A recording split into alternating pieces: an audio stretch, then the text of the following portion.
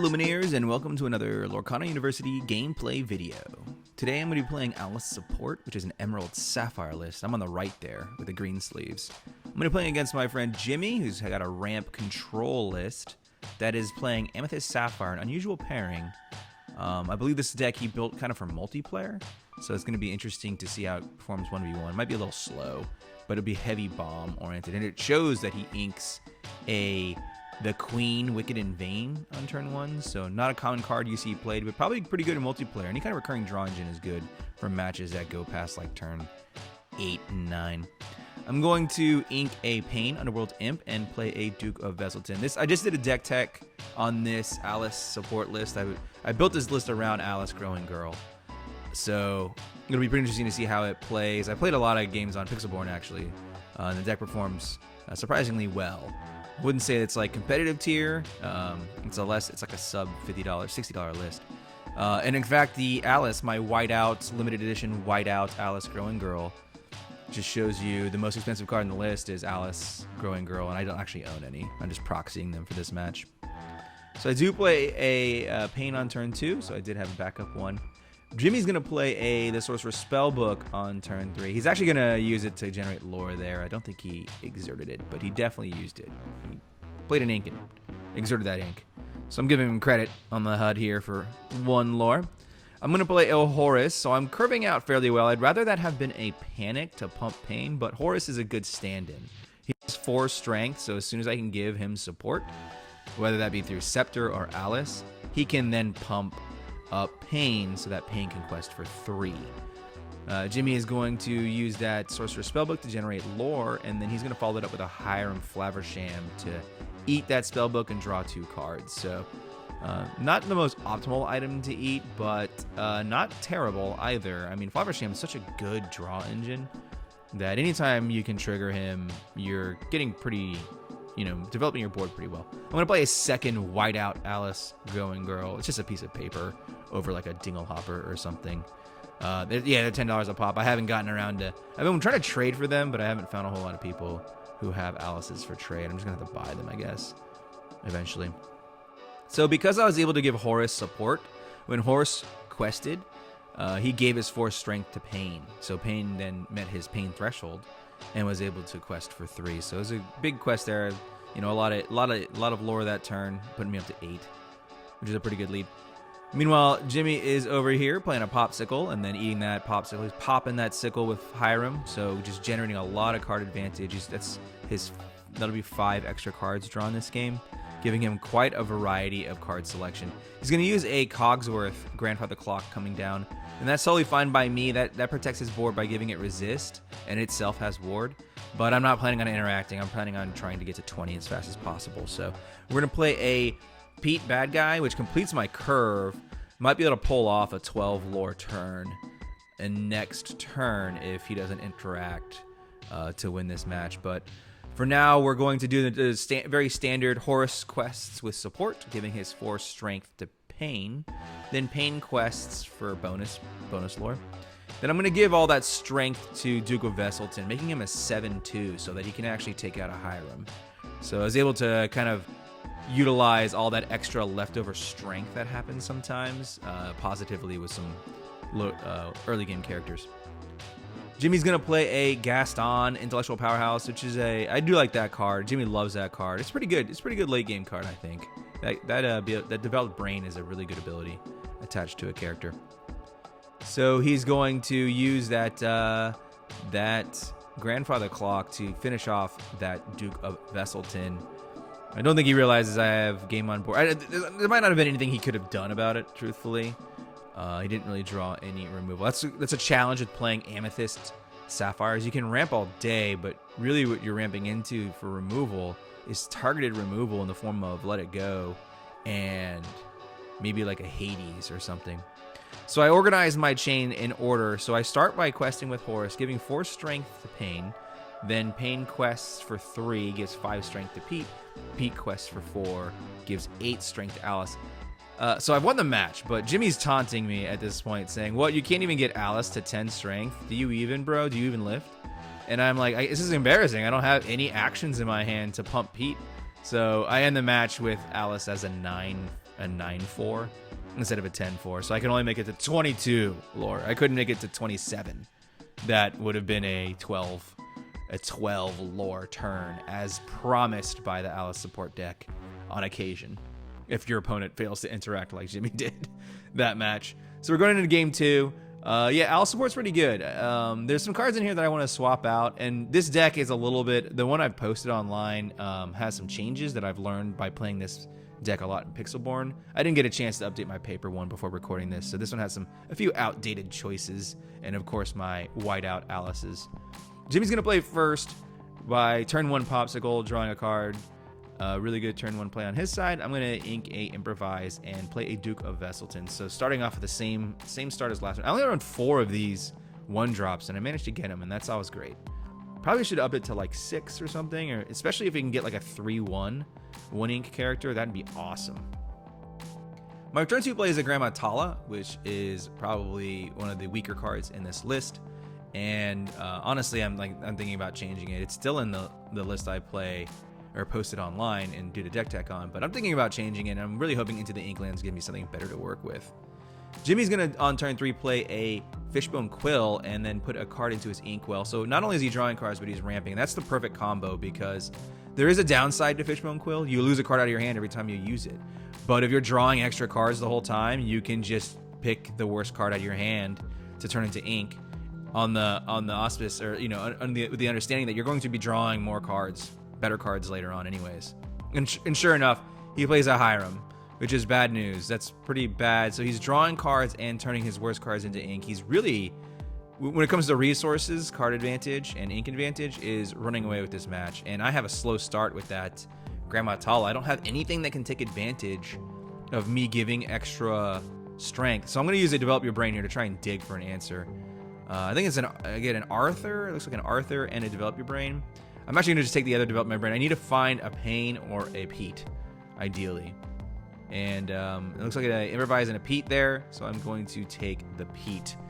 But of course, I've kind of burnt my turn number 4. Really have done nothing with it, while Jimmy is kind of really just getting really far ahead in card advantage and ink advantage, unfortunately. So just only generating a measly 3 lore that turn, definitely falling behind. I played a Scepter to set up a Pete later on, so that Horace can at least donate his 4 strength to Pete, so that Pete can quest for 4. But I don't think Jimmy's gonna have any of that. He's already to 7 ink, so he's got a Hades Infernal Schemer coming down, turning my Horace into ink, which basically shuts me down. Even if I were to get Pete out, I have no way to really give Pete 4 strength easily. I might have to play a bunch of actions. Not ideal. I'm falling farther behind. He's going to actually eat his Fishbone Quill. I guess he's happy at being at 8 ink at this point. So probably the top of his curve. Pretty gross. So because he turned one of my characters into ink, I'm ramped a little bit. So I'm gonna go off of Pete and go into Gaston, Intellectual Powerhouse, instead. That way, hopefully, I can draw some better cards for this matchup. Maybe some removal or something at this point. But, maybe Pete could be good with the fact that he has Ward, and probably all of Jimmy's removal is targeted. But a 3/4 still probably won't last very long. I mean, he already has a 3/6 in play, and a 1/6, so he could double challenge and defeat Pete if Pete were to quest for 4. So I probably just need to dig for some removal. Oh gosh, it's nonstop. He plays a Popsicle and then a second Hades Infernal Schemer. That turns my Gaston into ink. So I'm pretty much out of this game. He's really run away with it. He's gonna challenge my my Grandma Tala just for rubbins, I think. Maybe he's worried that with my Scepter I might be able to pull off some shenanigans and turn that into a challenger. But he sends that to my Inkwell, so I have more than enough ink. I do end up drawing into a second Pete and then playing that, which is good. 3/4. I'm going to use a Mother Knows Best to bounce that Hiram to his hand, try and stifle his already egregious card advantage. It's probably too late. He probably doesn't need any more cards. He probably has 7 in hand. In fact, he's going to ink that Hiram and then play a Aurora Dreaming Guardian, giving his team Ward, which is okay, I guess. I mean, if I was going to use removal, that opportunity is probably slipping away from me. And he's also going to follow up with the Queen, Wicked, and Vain. So just lots of 5 ink characters. Good for him. He's at 10 ink, able to play 2 back to back. So I'm like on my back foot here. It's gonna be hard to beat that board, but I'm gonna give it a shot. I'm gonna use a Vicious Betrayal on Duke of Vessels. And Duke of Vessels is a villain, so he gets +3, so he becomes a 5/2. That allows me to defeat one of his Hades that had 1 damage from challenging my Grandma Tala. And then it also pumped Pete by 2. Pete gets +2 strength every time I play an action. So I'm going to add another 2 strength with a Panic. Panic's going to give another 2 strength to Pete, making him a 7/4, allowing me to defeat his other Hades. So I was able to defeat 2 of his bombs. I mean, they weren't particularly great at this point in the match. There were 3 6s that quest for 2. But I'm happy to try and mitigate like this wave of just bombs that are coming out with some of my what little advantage I have. I did play another whiteout Alice. And then he's going to finish off my Pete with the Queen, which is expected. If I quested with Pete or challenged with him, either way, the Queen was going to be able to one-shot him, which is bad news for me. But he does sing a Let It Go to turn my Alice into ink. So I'm left with a 2/3 that quests for 2. Just holding the ground against a 4/5 that draws cards, a 3/5 quest for 2, and a 4/4 quest for 3. He just drew another card off of, by the way, and a Maleficent. So he's really run away with this match. I don't think I have any tricks left. In fact, I think I'm top decking at this point. And what do I top deck? A freaking Grandma Tala. Bad news. Makes me want to cut that card from this deck just because of how awful that felt. Like, had it been a Philoctetes, I would have been a little like happier. There's got to be some better 2-drops. If you all think of some, let me know. I would like to change that out, and maybe the Radigans, or maybe the Philoctetes. The Philoctetes, I still feel like would have been better there. He's gonna play a Friends on the Other Side to draw like his 8th and 9th extra card this game, and then he's going to quest out, putting himself on game victory. He's at 14. Just to make sure, he's going to play a Mickey Mouse Wayward Sorcerer. I guess he runs the broom package in his list. Those magic brooms. So I draw probably the second worst top deck, probably the worst top deck possible, which is another Scepter of Arendelle. They don't stack, so that's worthless. So I'm just going to go ahead and quest for 1 and pass the turn. And see if Jimmy's got good manners or bad manners. It's generally bad manners to not just quest out and win the game. This isn't Magic the Gathering. I don't have any instance that can stop him from winning the game. If he were to play out his turn, oh, bad luck, Jimmy. But he does, in fact, say, okay, I'm just going to quest out and win. Thanks, Jimmy. Good game. That's good. That's game 2. Let's go to game number 3. So showing Jimmy's deck what it can do when he gets that Fishbone Quill. Really strong card, especially when paired with draw cards or card advantage engines like Hiram. So you'll see decks that try and run Fishbone Quill, and it doesn't work really well if you don't draw a lot of extra cards because you run out of cards in your hand by turning them all into ink. I'm going to start by playing and do a turn 1 Develop Your Brain. Not the most ideal turn 1, but it's okay. If I can set up a turn 2 Pain, it was worth not having a 1-drop character. And Jimmy's deck is a little slow, so it's okay. I don't need a 1-drop. He's going to go ahead and play a Popsicle, and I am going to play a Pain on my turn 2. So looking good already. Starting to build the curve. That's how I want it to go. And he's going to do a turn 2 Popsicle.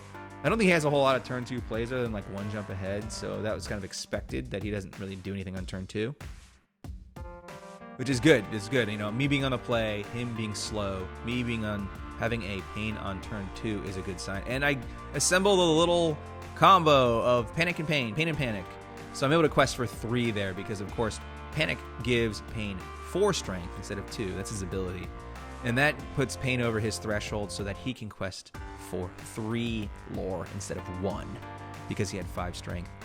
So Jimmy is looking around. What is he going to do? What is he going to do? He's going to play a Friends on the Other Side. Draw some cards. Okay.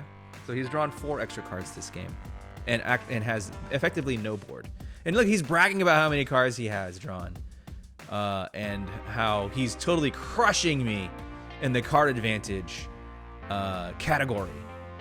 And I'm like, okay, you're definitely beating me in card advantage. I'm going to continue to generate lore. That's 6. Got my Horus. I would rather that have been another Panic, but a Horus is a good stand-in. Like in the first game, I'll be able to use support to let him pump Pain up. He's going to play a Hiram, drawing his 5th and 6th extra card this game. So he's got a wide variety of cards in his hand. Is he going to be able to play enough of them to affect this outcome without things like Be Prepared? I doubt it. So I did play a Alice, Whiteout Alice, and that gives Horus support, so that when Horus quests, he gives his strength to Pain, and Pain quests for an additional 3, putting me at 12. I don't have game on board, but I'd go to 19 if he doesn't do something here. So, and of course that Hiram can't actually, because you know Pain's a 1/4. He's no Pinocchio. He's a 1/1. But he does use all of his ink to play a Let It Go to turn my Alice into ink. So that does set me back. I would have gone to 19 with that Alice, unless I could have pumped Alice with some other action to get her over 20 or 10 strength. So instead, I'll have to take a turn off. I go to 16 and play a Pete, which has Ward. I seriously doubt there's anything he has. In effect, he's like, yeah. I drew a lot of cards this game, and none of them could stop the chain. And that's really the weakness of Amethyst Sapphire, is not enough quality removal to take turns off drawing and ramping. You need to have kind of that, okay, now that I've spent 3 turns of this game doing nothing, I need to basically blow everything up to reset the game where my deck is stronger. So, well, thanks for joining me for another gameplay video from Lorcana University. For more Lorcana content, like and follow.